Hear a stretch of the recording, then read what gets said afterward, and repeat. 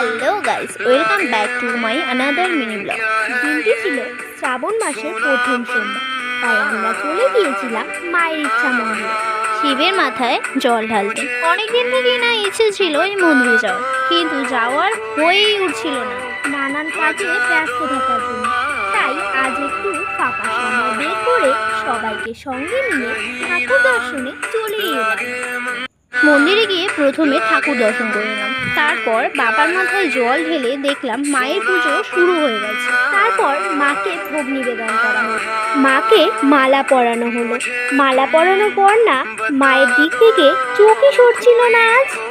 ইতিমধ্যে দেখি পুজো শেষ হয়ে গেছে, আর আমরা মায়ের প্রসাদ খেয়ে নিয়ে আবারও একবার মন্দিরে সব ঠাকুরকে প্রণাম করে ঠাকুরকে টাটা বলে বাড়ি চলে এলাম। তোমার ভিডিও দেখার জন্য তোমরা সাবস্ক্রাইব করো।